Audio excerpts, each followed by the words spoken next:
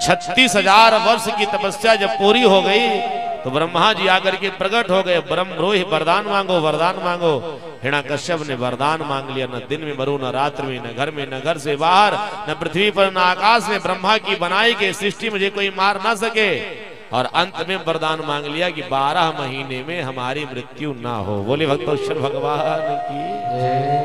क्या वरदान लिया? न दिन में मरू, न रात्र में, न घर में, न घर से बाहर, न पृथ्वी पर, न आकाश में, न अस्त्र से, न शस्त्र से। ब्रह्मा की बनाई गई सृष्टि में कोई मुझे मार ना सके। और अंत में वरदान लिया 12 महीने में मेरी मृत्यु ना हो।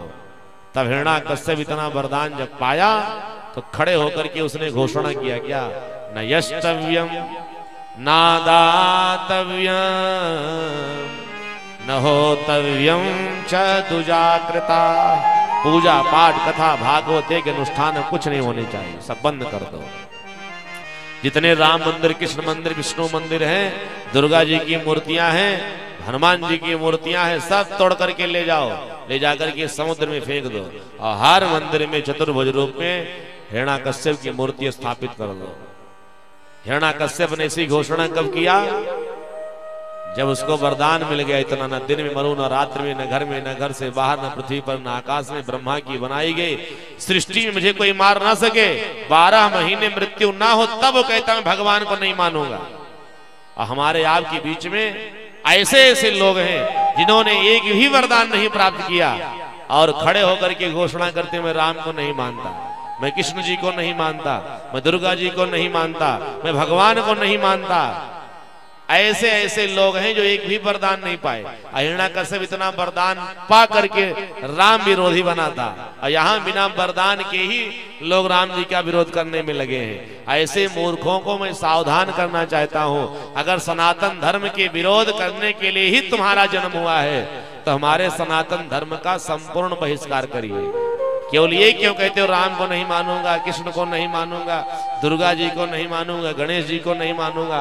अरे सनातन धर्म में सज्जनों, जिस अन्न को खा करके आप ऐसा वक्तव्य दे रहे हो ना, उस अन्न में सनातन धर्म की देवी अन्नपूर्णा का वास है। पहले संकल्प लो कि अब अन्न नहीं खाएंगे। क्यों? क्योंकि इसमें अन्नपूर्णा निवास करती हैं। जिस जल को पी करके आपके बोलने का सामर्थ्य आया है ना, उस जल में हमारे सनातन धर्म के देवता, वरुण देवता निवास करते हैं। जल का पहले विरोध करिए। और जो श्वास लेकर के जीवित हो ना, इस श्वास में वायु देवता हमारे हैं, तुम्हारे नहीं है। जिस पृथ्वी पर बैठ करके संकल्प ले रहे हो और दुनिया को भटका रहे हो कि राम और कृष्ण की विरोधी बन जाओ, सनातन धर्म का विरोध करने में लग जाओ, ये पृथ्वी जानते कौन है?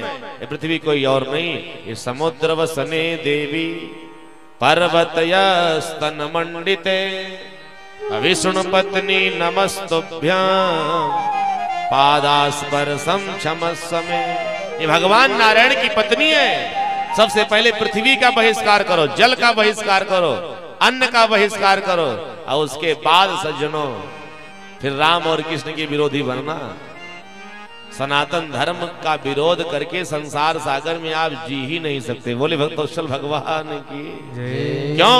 क्योंकि ये धरा, ये संसार अगर चलता है सनातन धर्म से चलता है, और जब ये विलीन होगा ना, सनातन धर्म में ही विलीन होगा।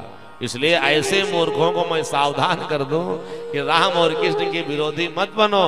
ये विरोधी बन करके राम और कृष्ण का विरोध करके आप कुछ कर नहीं पाओगे। एक उल्लू जब उल्लुओं की सभा में बैठता है ना, तो जानते हो क्या कहता है? वो यही कहता है कि मैं सूर्य भगवान को नहीं मानता, सूर्य के अस्तित्व को नहीं मानता।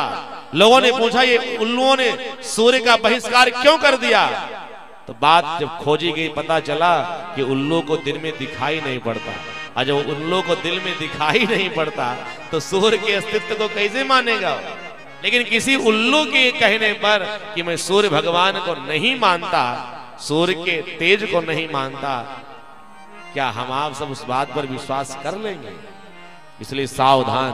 कोई मूर्ख, कोई उल्लू ये कहे कि मैं राम को कृष्ण को नहीं मानता, तो हमको आपको विचलित नहीं होना है।